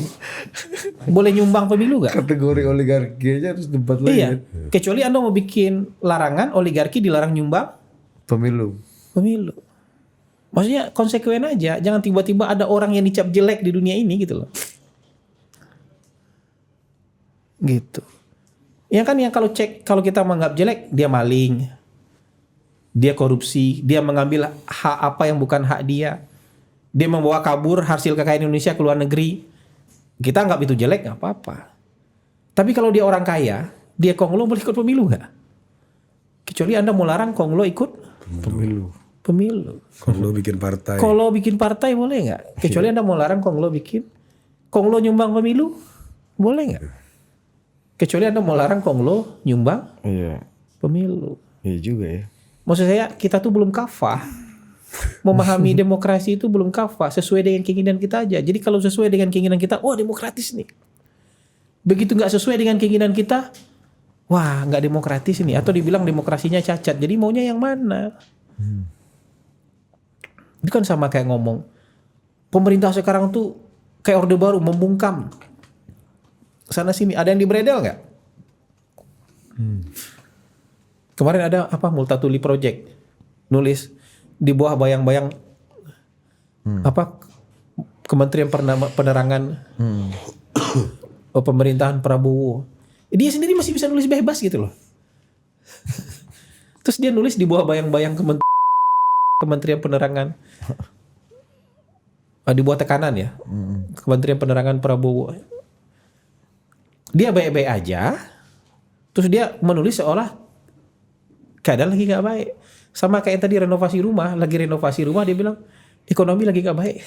Ekonomi lagi susah lah. Anda renovasi rumah. Anda nambah beli mobil. Angka penjualan mobil semester 1 tahun 2026 naik 16%. Itu beli pakai daun atau beli pakai apa? Beli pakai duit kan? Kalau beli pakai duit berarti orangnya punya duit nggak? Di industri otomotif salah satu industri yang bisa mengukur KPI konsumsi kan. Nah, angka penjualan light truck dan pick up naik 50%. Semester 1 year on year dengan semester. Itu beli pakai apa? Dan itu kendaraan bukan buat gaya loh, tapi untuk kendaraan niaga. Fungsional. Nggak bisa juga pakai ke Plaza Senayan. Iya, bukan buat gaya loh, tapi untuk kegiatan ekonomi. Orang kalau beli itu berarti dia ngerasa ada masa depan cerah untuk soal niaga dia, soal perekonomian dia. Susah juga itu bang. Kalau masuk parkiran kan giniin Iya maksud saya. Jadi kalau misalnya, jadi saya itu Vale juga bingung bos. Ya kan? jadi saya itu sudah bicara dalam konteks yang paling sederhana sampai menyajikan data-data statistik untuk meyakinkan orang-orang bahwa kita bisa optimis dengan keadaan ekonomi Itu sekarang. truk itu bukan negara pakai beli, Enggak negara yang beli. bukan KDMP ini bukan. Gini, kalau misalnya 12.000 per bulan buat siapa? 6 bulan sudah berapa dia? Kalau tahun lalu juga sudah dibeli kebanyakan 7.000. juga kebanyakan Iya. kalau negara itu. Maksud saya begitu. Artinya ya ada geliat lah bang Ada di situ geliat, dan ya. itu masuk ke desa-desa loh. Buat ngangkut hasil pertanian juga. Bang, tapi kalau lihat indikator-indikator geliat ekonominya nggak gloomy yang dikira orang ya, dipikir orang, kok gubernur Bank Indonesia mundur bang? Wallahu alam lah. Ini bukankah sinyal yang Tapi juga? kalau bicara mundur, kalau saya sih gampang jawabnya. Saya juga pernah mundur. Iya, sebagai orang yang juga udah pernah mengalami hal yang sama. Maksudnya mundur itu juga bukan sesuatu hal yang harus dibahas banget gitu loh. Ya mundur ya kadang-kadang kita ngerasa nggak mampu, kita mundur. Kita ngerasa nggak pas di posisi itu. Kalau saya ya kaca aja gitu. Jadi Anda nanya sama orang yang pernah mundur gitu. Justru Itu salah Anda. Iya, justru itu gue tanya bos. Iya, itu kalau kata mundur, Bang Hasan, masalahnya. Bang Hasan tuh salah satu orang yang paling valid untuk menasihati orang. Mundur. Dinda. Di politik itu bisa mati berkali-kali. Bang Hasan paling valid tuh udah. Matinya bunuh diri pula kan. Ya maksudnya gitu Susah itu nggak dia. apa-apa. Jadi mundur pernah, di reshuffle pernah gitu. Sejauh ini udah dilantik 3 kali. Agak sering kan Bang. Agak banyak foto pelantikan Abang kan. Iya, sampai bosan pula kan datang ini kan. Aduh kata ibu-ibu yang setnek ini lah. Aduh ini lagi. Jadi maksudnya bukan sesuatu hal yang dibesar-besarkan gitu. Nayaka kuning ambil balikin, ambil lagi nayaka kuning. Kan? Nggak, ini kebetulan waktu itu yang terakhir belum sempat dibalikin. Jadi pas habis dilantik, Bapak masih nyimpan kan yang lama? Ternyata ada nomor registrasinya. Iya. Ada nomor juga, registrasinya. Oh gitu. Gitu. Tapi kok nggak diminta balik selama 6 bulan? Iya. Jadi pas kita dilantik lagi, Bapak masih simpan kan yang lama katanya. Iya. Jadi udah 6 bulan disimpan. Abang bilang wah udah. Itu kalau supir Saya udah taksi. kembalikan ke Anggaraka kemarin gitu. Bahkan Anggaraka mau pakai katanya. Itu kalau supir taksi itu batangan abang berarti itu bang. Apa? Kalau supir taksi itu ibaratnya mobil batangan abang. Oh, iya, iya, batangan Wah, gua. harusnya apa bilang gitu. Wah, waktu itu udah saya kasih ke Anggaraka gitu. Biar bisa punya 2 Bang. Ya kan dia ada nomor registrasi sendiri juga yang diterima. Oh iya, jadi ada tidak Terus bisa. kenapa Anggaraka minta saya ya Pak? Ini kan sesuatu yang nggak bisa dipalsukan. Ada nomor registrasinya Gak ternyata. bisa beli di Senen ini bang. Nggak bisa beli. Pramuka ini Jadi kan. ketahuan ternyata loh. Waktu saya dapat nanyakan lagi nggak? Bapak masih nyimpan. Bapak masih nyimpan yang lama kan belum dikembalikan gitu. Tahu pula dia. Gitu. Jadi emang itulah. Bukankah ini bang? Maksudku gimana kita melihatnya gitu ya kan? Kalau saya ngomong sama ekonom Fahrul kemarin kawan kita, yang paling penting di market itu adalah ini tadi trust, Ya confidence, setuju. kenyamanan, Setuju, begitu kan. setuju. Nah sementara dalam waktu 1,5 tahun terakhir, ini 2 pejabat KSSK udah mundur bang. Setuju. Ketua Dewan Komisioner OJK dan Gubernur Bank Indonesia. Kalau dalam kondisi yang normal, setuju lah. Market butuh stabilitas, ketenangan, nggak butuh takut dengan kejutan, butuh clarity, kejelasan. Itu hukum dasar di market. Bahkan kalau market tuh nggak usah ada pemilu. Benar. Iya, Tanya aja ke teman-teman market tuh. Kalau perlu nggak usah ada pemilu kalau mereka. Kenapa? Buat mereka pemilu itu uncertainty. Iya. Tanya aja sama teman-teman market. Tapi Nggak terlalu komplain juga sama demokrasi. nggak komplain juga mereka sama demokrasi sebenarnya gitu kan. Maksudnya memang begitu kan gitu. Kita open aja, kita terbuka aja. Kalau perlu nggak. Begitu ada mau pemilu mereka wait and see.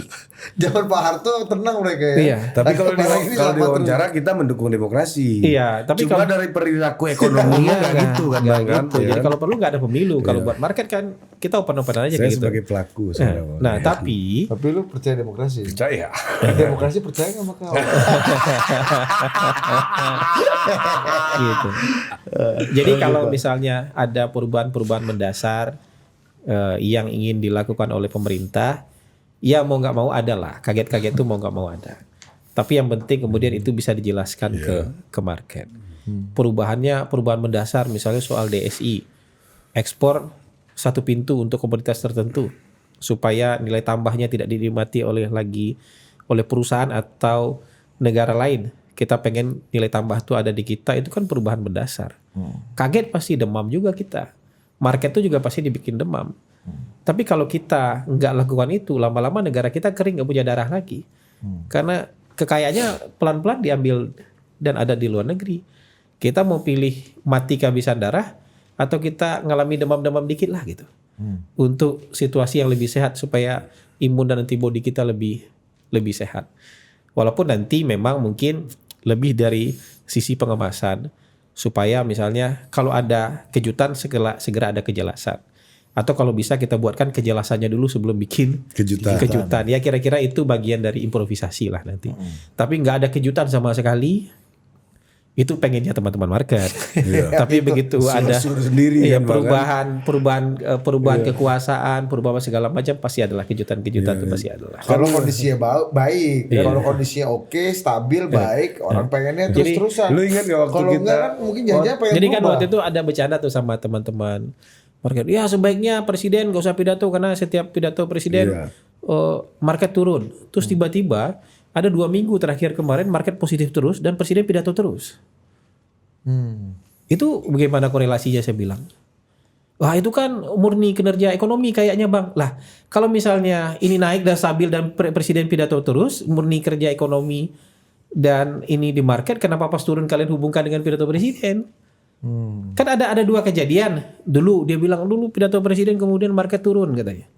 Tapi ada 2 minggu kemarin presiden juga pidato kok tiap hari, tapi market positif udah 6.300-an waktu itu nggak dihubungkan. Dan kita juga nggak klaim itu market naik gara-gara pidato presiden, tapi jangan Anda juga jangan klaim market turun gara-gara pidato presiden. Ya, tapi ini masuk ke pidato presiden nih bang, karena abang udah nyinggung. Ya kan Londo Irang, terus Kancil, ada 3 nih, kan. Ya kan, jadi. Tapi saya melihat sih kemarin di acara PKB saya datang bang, kita diajak mengisi di salah satu booth di situ, ya kan. Kalau abang lihat wawancara kita sama Prof kan, ya kan. Ya, ada Prof, ada MBG, Caimin, ada MBG kan? Kita kecil biar bisa bermanuver, katanya kan. Kita sama, kita sama kecil. Sama ada ini juga kan, Komandan Pacul, Menko Bang Jul, Menko AHY. Iya, Menko AHY kan. Ya, Mas Caimin. Iya, selamat. Iya kan. Mas AHY gimana komentarnya tentang Caimin?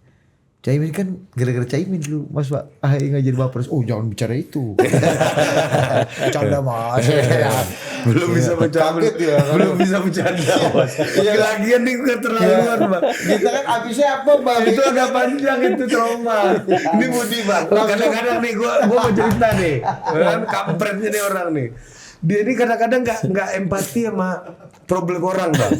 Ini kemarin Mas AHY digituin, gimana Caimin? Kan gara-gara Caimin Mas AHY gak jadi Wapres, langsung melipir Bang. Mas AHY dulu pernah ada kejadian Bang. Ada kawan kita pemain bola dari Portugal, namanya Abel Xavier Bang. Abel Xavier itu Bang, sebagai konteks di Euro 2000 Bang, Portugal tuh udah hampir jadi finalis Euro, ya kan?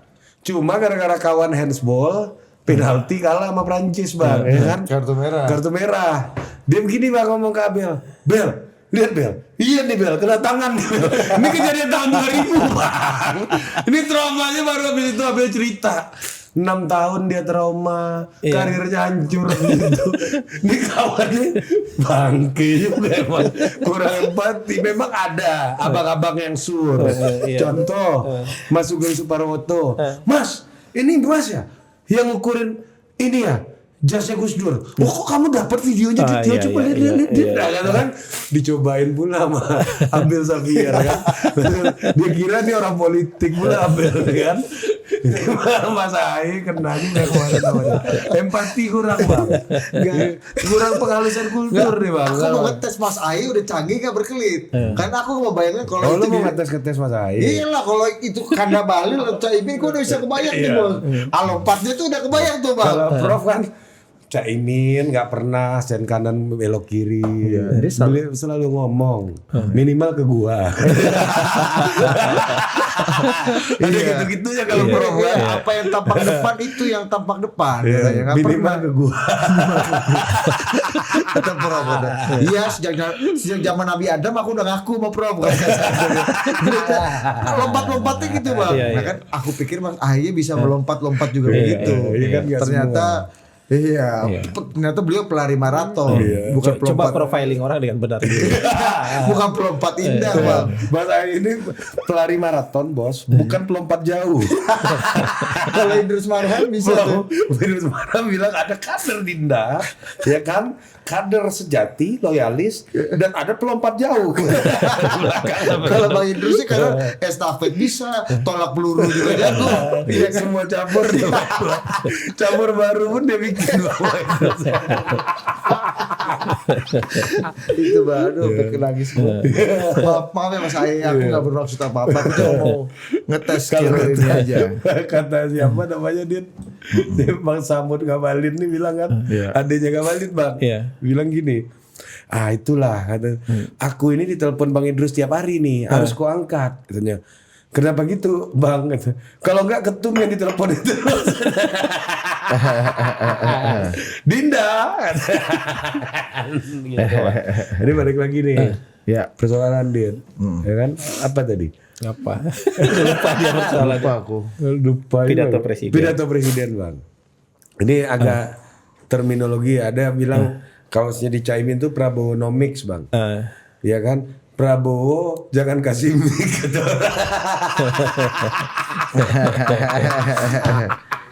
Gimana Bang tanggapan? Iya itu mah konspirasi. Tapi Londo Ireng gimana Bang menjelaskannya nih, Londo Ireng ini gimana? Jangan ketawa Bang, ini penting nih Bang. Iya kan banyak juga wartawan yang tanya ke saya. Ini kenapa kami dilabel sebagai Londo Ireng?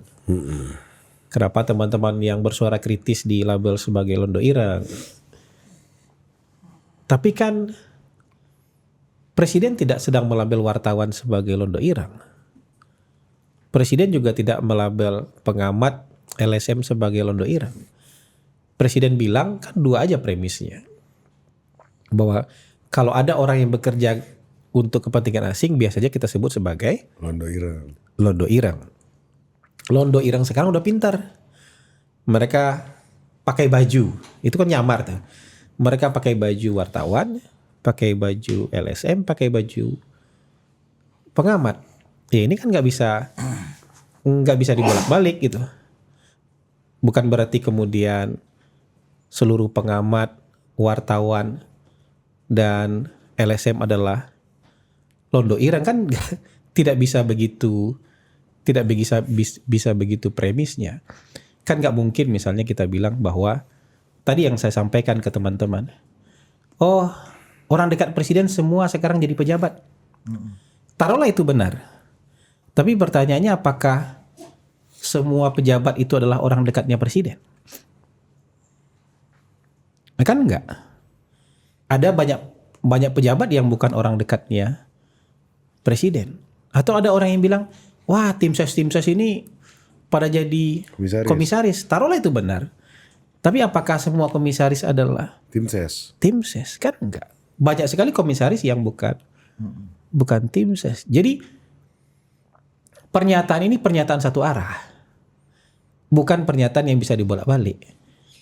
Karena himpunan kecil bisa jadi bagian dari himpunan besar nggak bisa jadi himpunan kecil. Jadi kalau dalam lalu lintas ini saya sebut nih, ini sebenarnya pernyataan ini jalan satu arah ini, bukan jalan dua arah gitu. Kalau pergi dari gedung A ke gedung B bisa, tapi kalau dari gedung B ke gedung A jangan Anda kontraflow, pelanggaran Anda. Nah yang banyak sekarang itu kan pelanggaran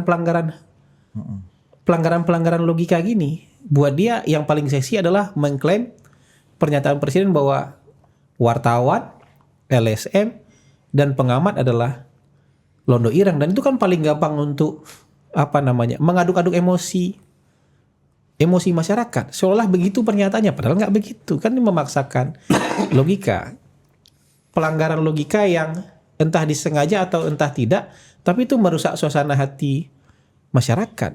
Oh pernyataannya nggak begitu kok tapi dibilang itu. Makanya saya bilang ini memaksakan kontraflow di jalan satu arah, pelanggaran. Tapi kadang-kadang orang yang kontraflow emang lebih galak daripada orang di jalan yang benar. Jadi kalau ada yang kontraflow di jalan satu arah, kita buka kaca, Pak salah jalan, dia maki dia, emosi dia. Nah kadang-kadang di kita juga kayak gitu. Apalagi pas lagi kontraflow ada yang ingatin. Jadi mereka ini. Itu yang pertama. Yang kedua, teman-teman kritis yang aku kritis, teman-teman yang selama ini mengaku social justice warrior, aktivis, sebagian pengamat misalnya, itu kan selama ini juga sudah melabel Pak Prabowo dengan istilah macam-macam. Sudah melabel dengan istilah dari yang mulai yang agak sopan sampai istilah yang paling gak sopan kan. Apalagi terkait dengan HAM, penculik lah, penjahat HAM lah, segala macam. Label-label yang sering disampaikan kepada Pak Prabowo. Tapi kalau pemerintah atau presiden kemudian menilai ada pihak-pihak yang bekerja sebagai londo irang, nggak boleh. Terus tersinggung semua, nyuruh presiden minta maaf. Justru ini penilaian, perbedaan pendapat itu jalan dua arah loh. Yang bisa berpendapat dan bisa menilai bukan cuma mereka. Pemerintah juga berhak punya pendapat dan punya penilaian. Justru di jalan dua arah, teman-teman ini pengen bikin one way kayak jalur puncak. Padahal ini jalan dua arah loh ini. Jadi secara logika tadi memaksakan jalan dua arah di jalan satu arah, secara mentalitas pengen memaksakan jalan dua arah menjadi jalan satu arah. Nah menurut saya kita perlu berpikir dengan fair dan dengan adil lah untuk soal ini. Di dunia diskusi perbedaan pendapat dan penilaian harusnya kan bisa jalan dua arah. Kenapa pemerintah nggak boleh menilai seseorang? Sementara mereka sebelumnya mungkin dalam sejarah yang panjang sudah ngomong apa aja dan menilai apa aja terhadap Presiden Prabowo misalnya. Ya kira-kira begitulah. Jadi pernyataan presiden yang kemarin itu lumayan terang benderang. Kalimat yang menyatakan bahwa ada orang yang memakai baju ini, bukan berarti semua orang yang memakai baju itu adalah londo irang. Iya. Sesederhana itu aja sih sebenarnya. Ya kayak peneliti yang jadi kayak dulu Parsudi gitu kan. Seorang peneliti yang jadi observer dengan menjadi homeless gitu kan. Iya kan? Kan bisa kita bilang ini. Semua lulusan IPDN jadi pegawai negeri kan? Tapi apakah seluruh pegawai negeri itu lulusan IPDN? Kan enggak. Ini udah terang benderang lah, maksudnya secara logika menurut saya ini udah sulit berbantah-bantahan, tapi secara perasaan mungkin masih terus ingin berbantah-bantahan gitu. Tapi ya kalau mau dicari kesalahan gitu ya bisa-bisa aja Bang. Maksudnya dalam artian, dan dari sekian panjang pidato presiden misalnya di dalam acara Harlah PKB itu tiba-tiba spotlightnya hanya ke satu kalimat. Karena mungkin menserianya biasanya banyak spotlightnya Bang. Biasanya banyak spotlight, kali ini kok cuma satu ini. Ya udah diambil juga kan Bang. Biasanya kan agak rame Bang, ya kan. Dan presiden kan suka bercanda sekarang. Ada aja. Iya, tapi suka bercanda sekarang kan. Nah, nungguin gua. Salah kan? Gua salah ngomong kan kata. Dan beliau ngomong kalau nggak salah, asisten saya bilang, Pak kalau bisa Pakai teks. pakai teks, stick to the text ya kan itu. Gimana, setuju nggak? Aku baca nggak nih? Ya, enggak, gitu kan biasa lah. Nggak mau. Enggak, itu Bu, itu beda. Iya. Nah itu kan Itu kongres partai politik. itu kan bukti juga bahwa orang-orang di sekitar presiden juga ngasih masukan dan saran ke presiden kan. Bang. Saran-saran yang ada di media sosial disampaikan oleh staf-stafnya presiden terhadap presiden kan. Makanya disebut. Berarti sampai itu ya. Iya kan, maksud apa saya. jokes masyarakat Iya, dan satir masyarakat sampai. presiden jangan Sampai. pidato. Iya. Ya. Tapi dalam konteks itu ya, karena kita ada di situ Bang. Hari itu memang saya mau mengatakan bahwa ada suasana yang lebih hangat ya. Walaupun saya kalau boleh mengkritik kepada PKB kemarin, ya kan, itu karena suasana hangat kayak begitu, itu jarak panggungnya itu kejauhan, Tuh, kayak kurang intim. ini ya, kayak konser kayak pop ini ya. Iya, terlalu itu levelnya yang di situ tuh Jenny, Lisa gitu Iya tuh bisa kan, tuh harusnya, kan, iya. ya kan? Yang lagunya dihafal oleh Bang Masinton ini semua kan. Masinton tuh hafal loh lagu-lagu Blackpink. Ya, tapi ya Iya kan? saya melihat kan presiden sebenarnya figur yang cair ya. Figur yang juga bisa membawa suasana jadi santai sebenarnya. Nah itu suasananya di situ Bang, memang itu aja tuh problemnya menurut saya Iya, ya. iya. Sama Itu Budi. teknis lah ya. Iya teknis banget, lah ya, teknis teknis. banget. Tapi secara konten dan substansi Bang, memang Hangat. anggap orang yang keluar di situ tuh kayaknya mukanya puas semua. Iya. Itu kan kita wawancara orang segala macam, ada beberapa kawan yang kawan akrab kita lah ya, yang anak-anak PKB ya kayak Billy, Bang Andreas Marbun segala macam tuh ya. Itu merasa wah capeknya gue ngerjain acara ini terbayar karena kita suasananya sangat ini Nah, gitu. kita berharap teman-teman yang hadir di acara ultahnya PKB itu tidak tergoda hyper reality. Kan mereka punya pengalaman sendiri nih. Iya. Pengalaman yang mereka rasakan langsung, suasana cair, hangat, presiden bisa membuatnya santai.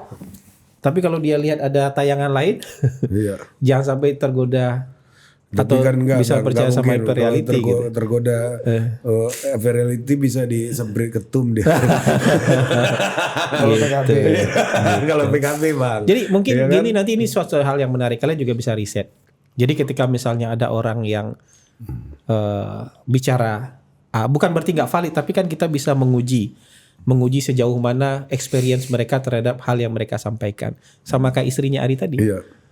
Ya, uji misalnya ada orang ini segala macam. Pertanyaan Bang tuh mengagetkan juga buat saya. Gitu. Oh iya ya, benar Jadi juga coba ya. Gitu. pengalaman dia seperti itu nggak? Kalau pengalaman dia nggak seperti itu, dari mana dia mendapatkan pendapat seperti itu, opini seperti itu? Mungkin benar pendapat itu, Nah. tapi bukan yang dia rasakan. Bukan kan? yang dia rasakan. Iya. Gitu.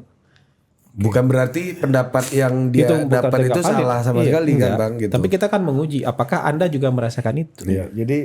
Jadi orang Bang, bisa nggak kita bilang bahwa di hyper reality itu orang rasa empatinya satu sama lain makin gede? Iya. Karena bisa merasakan Betul. apa yang orang rasakan gitu. Ya bisa juga. pain-nya tuh sampai ke sini juga Iya. gitu Bang. Tapi kan gini. Tapi ini asumsi saya ya. Kita kan membiasakan diri bukan searching, tapi doom scrolling. Jadi kita menerima pendiktean dari algoritma terhadap apa yang kita tonton dan kita konsumsi informasi. Karena jarang searching kan. Nah kalau sudah seperti itu kan memang kita didikte oleh algoritma. Nah semakin banyak kan kita lihat stuck kita di satu tayangan yang sama akan berulang-ulang. Makanya orang yang lihat tontonan gerbek-gerbek selingkuh, tiba-tiba bermunculan FYP-nya gerbek-gerbek selingkuh semua. Ya, itu agak ngeri. Setelah itu dia ngerasa seluruh dunia selingkuh aja isinya. Dia pulang ke rumah curiga-curigaan buat dia, lihat suaminya curigaan buat dia.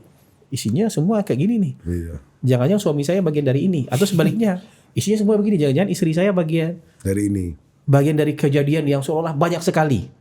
Padahal itu kan kita didikte oleh algoritma. Badai secangkir kopi ini Bang ya. Ya gitulah. Dan ini PR ya. PR di masa yang akan datang, kita nggak tahu nih sedalam apa kita akan didikte oleh hyper reality oleh algoritma. Bang, ini lu masih ada pertanyaan. Ini pertanyaan terakhir nih, Bang. Iya, moga terakhir ya, Iya. 1 jam lebih. Ini ikhtiar melawan brain rot ini kan, Bang, ya kan. Jadi di akhir-akhir saya mau ngasih pertanyaan yang agak merangsang orang untuk away sedikit dari aktivitas media sosialnya, walaupun mendapatkan informasi ini dari media sosial gitu. Bang, abang kalau dulu membaca novel yang benar-benar membuat abang perasaan abang tersentuh dan bahkan terharu dan merubah cara pandang abang dulu, apa bang pengalaman bang? Novel apa, penulisnya siapa, dan dikasih cerita dan direkomendasikan buat penonton kita bang? Dunia tidak hitam putih. Saya itu kan sebenarnya bukan penggemar fiksi. Saya tuh baca fiksi itu sebagian besar ngantuk lah. Sebagian besar ngantuk lah. Nah, kalau kalian mau yang lebih dahsyat itu apa novelnya Goethe yang merubah dunia itu, Van Goethe itu, yang soal si the soul of, novel terkenalnya Van Goethe, coba cari. The yang siapa namanya itu? Yang titik-titik. The soul of, Coba Albert tadi kan. The Sorrows of Young Werther. Nah, itu The Sorrows of Young Werther ini itu yang mengubah pandangan satu dunia soal kisah romantis dan cinta-cintaan. Bagaimana bang? Jadi dulu itu orang nggak ada tuh mikir soulmate, pasangan sehidup semati, bahwa kita punya satu pasangan sampai sehidup semati, cinta romantis. Orang dulu arrange marriage aja, nikah aja. Tapi setelah membaca novel Patah Hatinya Goethe yang berasal dari kisah nyata, cinta tidak kesampaian ini, yang dia sudah memikirkan untuk bunuh diri dengan menembak kepalanya, tapi dia nggak lakukan, tapi bunuh dirinya dia lakukan di novel. Dia menceritakan dirinya dan dia mati di dalam novel itu. Itu membuat orang gila dengan cinta-cintaan, tergila-gila sedunia dengan romansa, pasangan dengan kisah-kisah romantis, kisah-kisah cinta, dan orang percaya ada pasangan jiwa sehidup semati. Nah, gara-gara Goethe ini, makanya dia dijadikan sebuah pusat studi lembaga kebudayaan Goethe Institute untuk ini, karena novel yang sangat sederhana sebenarnya tapi menginspirasi orang soal cita-cita dan itu, mengubah cara pikir orang dan itu jadi demam satu Eropa. Banyaklah laki-laki yang menggunakan pakaian rompi biru apa oranye itu, yang dalamnya baju oranye luarnya biru kalau nggak salah, khas ceritanya Werther yang ada di buku itu. Terus banyak orang yang kalau cintanya nggak kesampaian bunuh diri dengan nembak kepala. Makanya banyak negara bagian waktu itu melarang dan mengharamkan novelnya Goethe.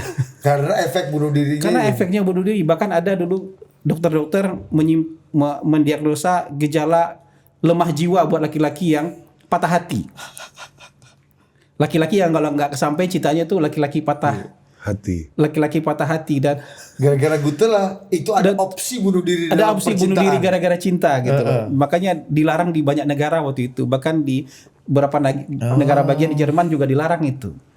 Gitu. Tapi makin dilarang ya orang makin cari dan baca buku itu, dan laki-laki yang patah hati itu menggunakan kostum dan topi ala Goethe. Habis itu meninggal bunuh diri di depan rumah di rumah tunangannya, dan itu novel yang mengubah dunia. Jadi yang paling tapi mungkin buat kita sekarang efeknya nggak terlalu besar karena kita sudah terbiasa dengan ide romantisme, pasangan cinta-cintaan, romansa itu kita udah terbiasa. Tapi zaman dulu yang orangnya hanya arrange marriage itu mengubah satu dunia. Belum ada lagu-lagu cinta, lagu-lagu cinta itu belum ada. Itu lagu buat Tuhan semua tahun ini. Itu asal gospel aja ya. Itu cinta pun cinta pada Tuhan. Itu muasal cinta-cintaan tuh. Sebenarnya di Timur Tengah dulu ada Laila Majnun kan. Laila Majnun. Itu lebih tua Laila Majnun, tapi mungkin karena siapa nama laki-laki itu jadi orang gila di padang pasir ya, jadi endingnya ini. nggak sesuai yang diharapkan. Nggak apa sih namanya? nggak sesuai yang Nggak diharapkan. dramatis Nggak lah, dramatis. ya. Tapi kalau ini karena mati gitu, terus orang-orang yang merasa ada jiwa-jiwa melankolisnya jadi Wah, gitu. Jadi kasih makan ego. jadi demam parah kan, itu, ya. nggak ada media sosial, nggak ada TV dan segala macam. Jadi waktu itu simbol perekat anak muda jatuh cinta itu adalah Oke. novelnya Goethe. Saya baru ngerti nih Bang, gara-gara Bang cerita Goethe ini. Kalau agama Bang, ada Tuhannya, ada nabinya, ada kitab sucinya. Sehingga banyak orang rela mati untuk agamanya. Kalau negara nggak ada nabinya, nggak ada kitab sucinya, tapi ada demagognya. Dan cinta, propagandisnya adalah Goethe. Goethe itu propaganda cinta, propaganda Makanya cinta. orang rela mati untuk cinta.